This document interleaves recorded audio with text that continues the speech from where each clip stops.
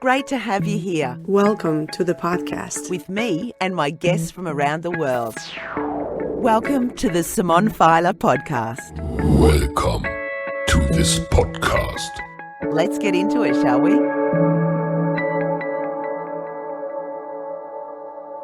On the Simone Feiler podcast.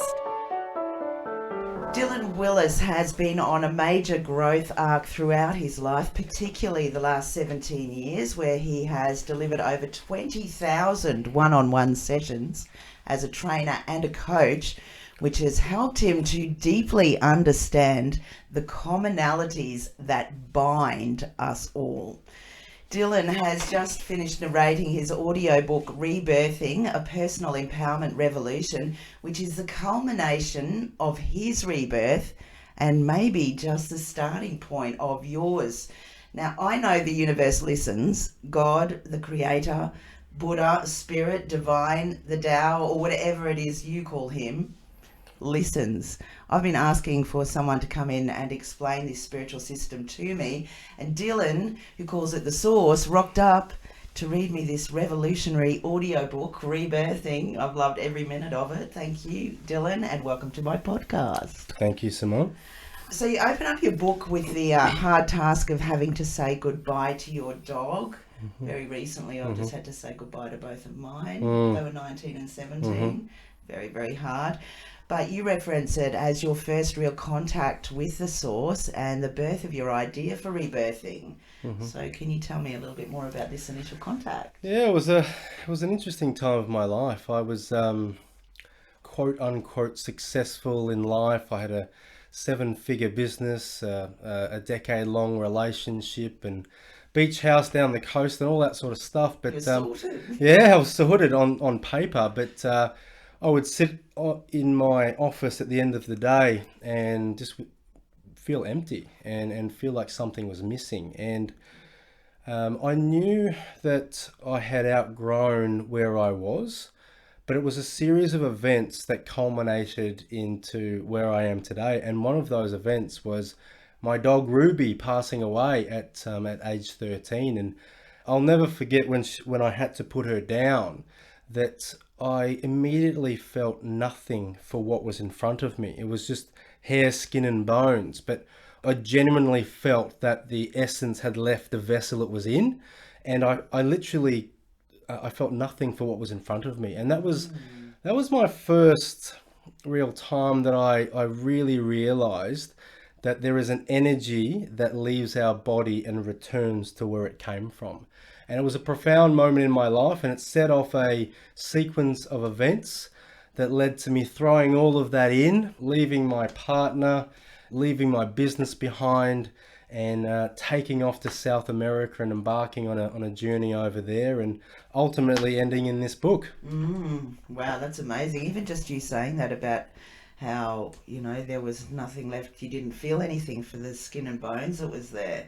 I can relate to that, but you just have a way of putting things into words, yeah. That's... No, it was an incredible experience. I literally felt I could have, this sounds really crude, but I could have picked her up and put her in the bin. Like, that's how I felt. Like, wow. I literally felt nothing for the tangible thing that was in front of me. I knew that she was in a better place, and I felt joyous and I felt gratitude, but I didn't feel pain in that moment. I felt a sense of relief. Amazing. Rightio, thank you for sharing that. We'll go back a little bit. So I want to find out how and where you first found out about this stuff, you know, looking in instead of looking out. Yeah, I think it's been a culmination of a journey, really. It's you know, if I look back at my life, particularly if I look back at my career, I started as a gym instructor and then a personal trainer, and then I moved into health and nutrition coaching, and then into teaching and so on. And I just kept taking the next step. So whereas when I was a kid or an adolescent, it was more about the physical body, and I became obsessed with the workings of the body and how to optimize that. But then after a while working with people as a trainer, I just realized it was more of the conversations we were having that were having the greater impact, not how they could squat or deadlift or whatever it may be. Yeah. And so that got me going down the rabbit hole of looking at the mind and psychology. And then I went down that rabbit hole and realized that, hang on, actually, there's more to this than a body and a mind. And the greatest shifts that I'm having with people seem to be deeper than that, which, really sent me down the spiritual path, if you would like to call it that. Yeah. And so it's really the culmination of following first body, then mind, and then really diving into the spirit side of things. And I guess creating my own methodology based off all sorts of different life experiences. When you were going down these rabbit holes, was there anyone in particular that really resonated with you, that you thought, there's something in that? Or did you kind of find it and then thought, like, these other people are talking about this, what's that? Well, one of the earliest teachers of mine was Dr. Wayne Dyer. And interestingly enough, we're going to go back to the concept of death, because I discovered Wayne on the day he died. Now, I'd heard his name before and I'd seen people post about him before or share his work, but I'd never dived into it. It was just there on the surface. And then on the day Wayne died, I saw all these tributes flowing from people that I was kind of connected to on socials. And I thought, I'm going to dive a little bit into this Wayne Dyer character and see what he's about. And he was kind of the preeminent teacher for me to initially dive into the spiritual side of things, if you want to call it that. And interestingly enough, found out about him on his death. And I, in some ways, I believe that I helped carry his torch and share some of his wisdom with the world. It's not lost on me that I found him on the day he died. I need to go out and just grab my skin, which just crawled off me. What the? That's amazing. I would definitely be a testament to say I agree with that, because when you've been narrating your book to me over the last few days, I've thought I'm in the presence of greatness. I know that's really weird. That's how I appreciate felt that about your book. Hey? Thank you. Okay, so obviously, clearly, just by my reaction then, I've loved listening to your audiobook. In fact, I bought some copies so I can give them to friends that I want it to be able to, because I love this topic, it's my favourite, and I've tried to talk to friends of mine, but I haven't been able to put it into the perspective that you've just given me. That's why I've got the books, and I want to give it to my mates. But I would say it's like bite-sized gems of spiritual understanding to grow by. That's the words that came to me last night. And I appreciate that. And as I said in the book, we all have different gifts, and for whatever reason, words have been mine. And so if I have a skill, I don't believe I'm necessarily a smart individual. I can listen, I'm curious, I hear things, I can discern truth, and I have an ability to articulate it. Everyone's got their own gifts. You've got yours, I've got mine, and that's what this whole book is really about helping people amplify their uniqueness into the world and not compare themselves to other people. So we've all got our own gifts. There you go, that's cool. Anyway, what I was going to say is there's so much I've wanted to ask over the last few days. I'm just going to ask you a few questions that I genuinely would like you to answer. You've even said that at the end of the book, basically, that you felt like, you've given people free information about this particular of spirituality, but you love doing it. But anyway, I hope you don't mind me asking and taking advantage of having you in here about these questions.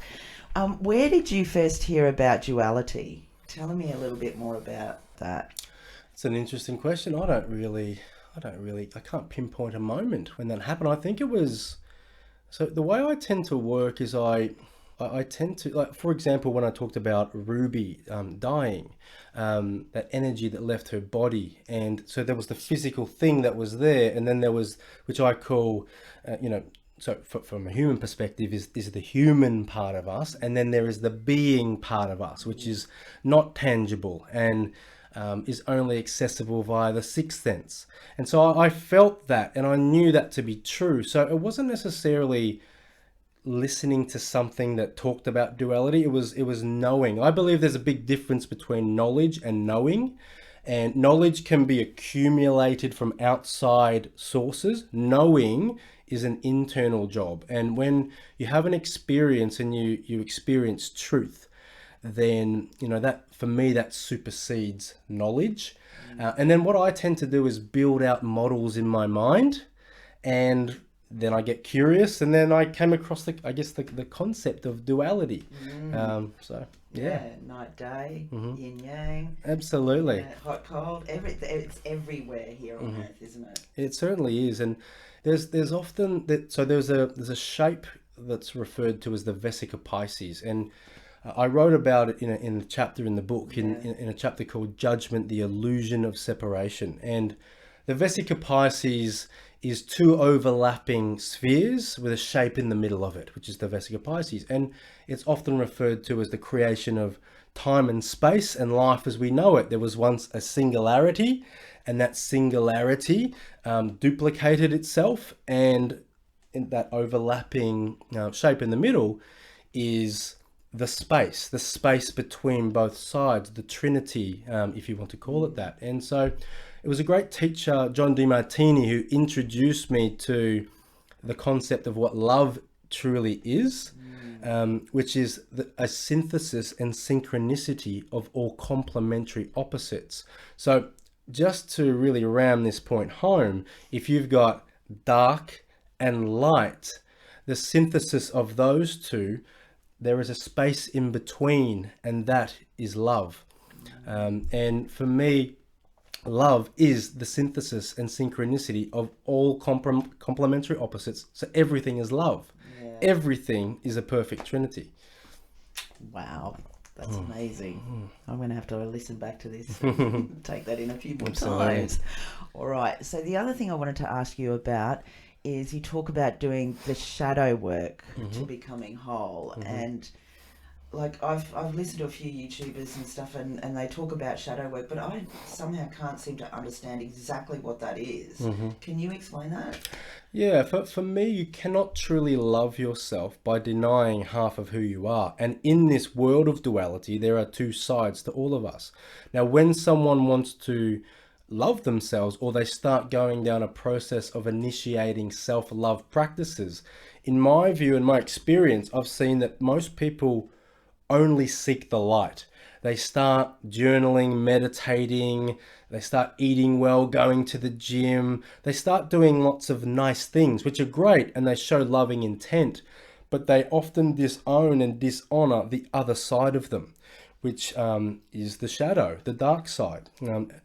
Carl Jung is famous for talking about the shadow, and to show someone their shadow is to show them their own light. Because when you are blinded to one side of yourself, you cannot truly love yourself, because you're not loving yourself as whole. You're loving yourself as a subjective and biased perception of yourself, not taking in your wholeness. And so that's how I describe it, and the work that I take people through in the book is designed to help them own, honor, and integrate their shadow so they truly become whole and love themselves. Wow. And that's probably one of the hardest things to do. That's probably why I don't understand it. Say that again. A lot of people, Jung said it himself, people will do anything, no matter how absurd, to avoid facing their own souls. People don't want to see that side of them. But when they do, it is the greatest form of liberation. Thank you. That's amazing. All right. Another thing is toxic people, because it's a phrase that's right in the limelight at the moment. But you described it basically oppositely to what everyone else is saying it, or what I've come to understand about it. I've been thinking that you need to flick toxic people out of your life when you've been saying to me, you got to basically thank them in your book. So can you explain a little bit more about this? Yeah, in today's world, particularly on Instagram and various social media outlets, there's a lot of influencers, I believe, that are selling opiates to the masses, if you wish. And what I mean by that is they speak to their hungry crowd or angry crowd and tell them to rid toxic people from their lives, but they provide no tangible advice as to why they attracted that person into their life in the first place. So to label a person as toxic is, once again, to see only one side of them. If you were to ask yourself why you label them toxic, it's likely because of a series of traits, or a trait that you deemed to be toxic. Now, if you were honest and you knew that person for some period of time, they've probably at some point displayed the very opposite trait to that which you condemn them for. So it's a subjective bias and a confirmation bias that follows that labels this person as toxic. So essentially, we're labeling a person from one side of them. When we honor the other side of that individual, we see that they are a holistic person, and those traits have actually benefited us in some ways. So we're enamored by the downsides of that trait, but actually there were benefits, and these people are angels in disguise that were sent into our lives to empower us where we were disempowered. Now, if you have to then remove them from your life, then do so. But don't remove them from your life without honoring why they were there in the first place. We've learned something. Absolutely. Or they will come back in a different disguise. You will have to meet that person again if you haven't learnt your lesson. And a great example of that is the so-called narcissist that often shows up. A narcissist will show up in your life if you're too far altruistic and you're over giving and under receiving. You'll often attract a narcissistic person into your life to teach you that you deserve fair exchange, that you are worthy of fair exchange. Wow. And they have been sent to your life to jolt you into consciousness and understand what you are worth. If you just get rid of them, they will come back in a different disguise. Wow, that is so true. I've known that in my life. Yep. Amazing, thank you. I'm sure I'm not the only one that wanted to ask those questions. So, now you talk about ayahuasca. So, how did it come on your radar? Yeah, well, I often say that, and people say this in folklore, really, that it finds you rather than you seeking it. And so I'm a big believer that when the student is ready, the teacher will appear. And sometimes that teacher appears as a person, an event, a circumstance, or a plant. And it'll be something. And so for me, you know, it was a little bit trendy for people to go down the path of ayahuasca and go to Peru and do the whole shaman thing. And I didn't do that, and I didn't really want to do that. My partner is Brazilian, and in Brazil, it's just something that forms part of their society. You can go every weekend, you can go to the local spiritist center and do ayahuasca, or they refer to it as the daime. And so it really found me. I was continually led to it. What came into my sphere of awareness was a lot of information about ayahuasca. And then, as I said to you, I literally felt like plants were looking at me sometimes. And as crazy as that sounds, I knew it to be true. I knew I was being guided to take this path. And I talk about this a lot about this in the book, to surrender to the knowing without knowing, your intuition. And I knew that I had to do this. I don't know why, but I knew. And that's how what led me to that experience. It sounds, from the chapter in your book, it sounds like you were as terrified as I am. I've never been more scared in my life of that experience. And as I write in the book, it showed me how much I was clinging to life, because I literally thought I was going to die. As irrational as it sounds, like I was petrified that I was going to die. I'd heard horror stories from some people, and the day leading up to the ceremony, I was so nervous. I was pacing, I couldn't keep still.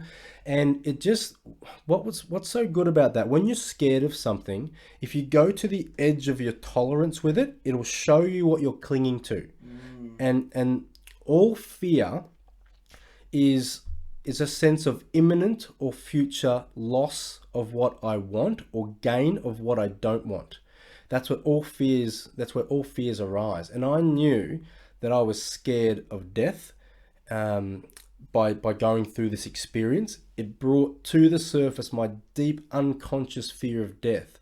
And the fact that I went through with it, thinking that I was going to die, was incredibly empowering. And, you know, I did it regardless. I surrendered to the experience, and, I think I bared fruits from that. All right. I love all the quotes that you've used throughout your book. Quotes from Anaïs Nin, Buddha, Tyron Edwards, Byron Katie. There was Ram Dass, John DiMartini. Your favourite is Paulo Coelho. Yep. Lots of unknown authors, all fitting in perfectly balanced as the introduction to each segment that you wrote about, each article, each chapter. But what I liked even more were your poems, like deep, insightful, so close to source, so self-explanatory, just freaking amazing, Dylan, really. How did these come to you? And one of the poems that I wrote at the end of the book was called When Inspiration Strikes. And there's a great book, if you haven't read it, called Big Magic by Elizabeth Gilbert, the author of Eat, Pray, Love. And she talks about how inspiration is this entity that comes through you. And so I don't identify myself as the author of the book or the writer of the poems. I know I was the conduit for those to come through me. I truly believe that. And when, I talk about this also in the book, but inspiration, as Pablo Picasso says, inspiration exists, but it has to find you working. I used to show up every morning and write, and regardless of how I was feeling, whether I was motivated, inspired, and when you do that, inspiration finds you. And there were moments where I was in bed and I would open my eyes and I was starting to concoct a poem in my mind, and I had to get up and quickly sketch all of it down before it left me. And, so inspiration comes through you. It literally means the immediate presence of God or a God. That's the true definition to be inspired. And that's how I wrote them, just in moments of inspiration, in scraps of time. Well, if that hasn't got you G'd up to go out and have a listen to Dylan's book, I don't know what will. Rebirthing, the book, it's built around 3 pillars. Pillar 1, transcending limiting beliefs. Pillar 2, deepening your connection. And Pillar 3, living with purpose. There are 9 areas within these pillars that you grow in the pursuit of your personal empowerment. They include mind, body, spirit, like we were talking about, intimacy. I love the way you reference intimacy as into me. Love that. Family, social, career, finance and lifestyle. How did all of this come to you, and how did writing the book, all happen? Well, in many ways it's all about providing a solution for a problem, and that's what all entrepreneurs or writers, I think, are hoping to do. And it was very clear to me that there were, after doing the ideation on this, that there are 3 key problems that people have that stop them from being empowered, but they don't really know about it. Now, number 1 is their limiting beliefs. People put glass ceilings on themselves with their self-talk and their limiting beliefs, which are often borrowed from other people and society's ideals that they adopt as their own. The second pillar is called deepen your connection, and that is due to the fact that I'm completely sure that all problems of this world are born out of the illusion of separation. So we believe we are separate from each other, separate from all life forms, nature, God, source, whatever you want to call it. And all the problems that we have in society would not happen if we remembered who we are. Would we rape and pillage the earth, start wars with each other, racially abuse, sexually abuse? Would we do those things if we all knew we were connected? It is the feeling of isolation and separateness that causes all of the challenges on the earth, whether it's the environment as well, the pollution and so on. If we treated our environment with reverence and we knew we were from that place, not separate from it, we wouldn't do those things. And the final thing, a lack of meaning and purpose in people's lives. I think it's a great quote, which is, "The mass of men live lives of quiet desperation." I think it's from Thoreau. And it's very apparent to me that people lack genuine meaning and purpose in their life, so they seek instant gratification rather than delayed satisfaction that comes with purpose. And so knowing that those were key problems that I could see, I built the program and the pillars around that, and then created a model for the 9 areas of personal empowerment. I looked at what areas do we want to empower in our lives, and borrowed some from people that I'd seen previously, and kind of created my own. Well, it's sensational. Lots of growth to be had by listening to it.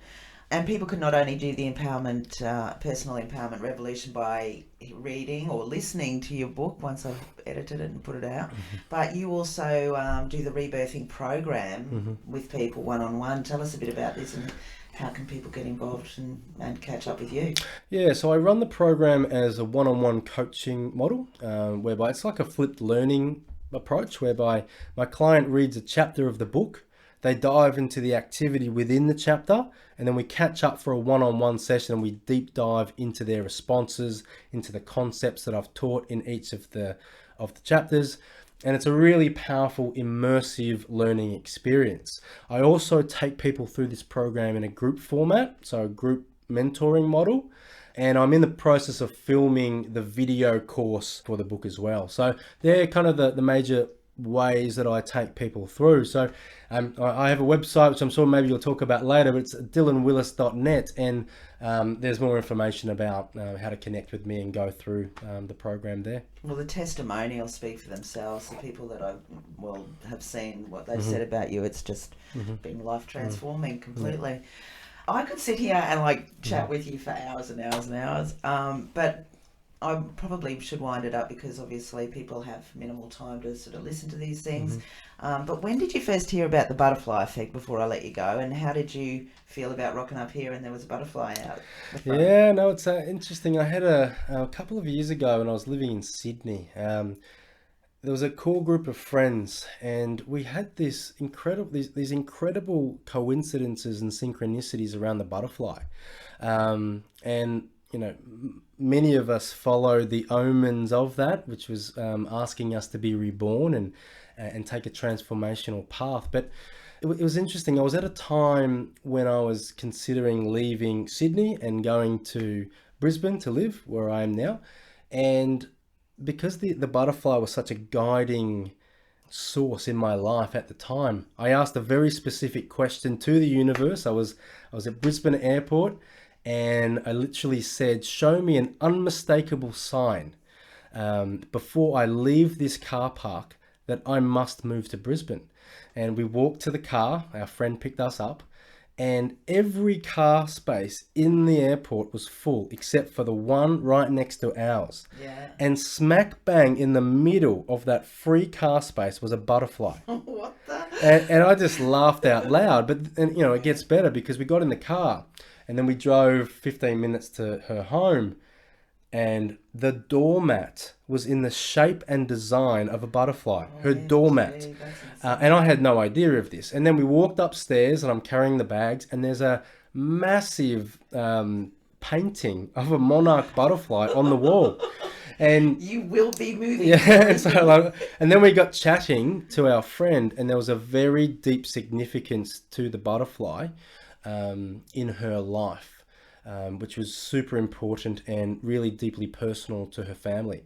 And it was amazing. So it was very clear what I needed to do at that point. And, when I rocked up here, I saw that there was a butterfly on the door, and I knew I was in the right place. And lo and behold, I am. Awesome. So how did you enjoy working here with me and narrating your own book? I absolutely loved it, and I'm actually a little bit sad that it's over. I was I was really enjoying my little routine of coming here and chatting to you, and then jumping in there and reading my book. And I loved every minute, and you made it feel completely seamless. And I was super nervous at the start. I think everyone will be when they do this.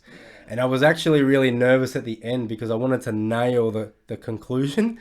And I had this in my head. I'd played it out. I'm going to nail the conclusion. But and then as it started getting closer, my heart started to beat, and I started to breathe heavily, and I got through it just at the end. But no, it was a seamless, enjoyable experience that I'd recommend to anyone, and I will be back for sure. Awesome. Well, I loved working with you, so I'm really happy to hear that you also loved it.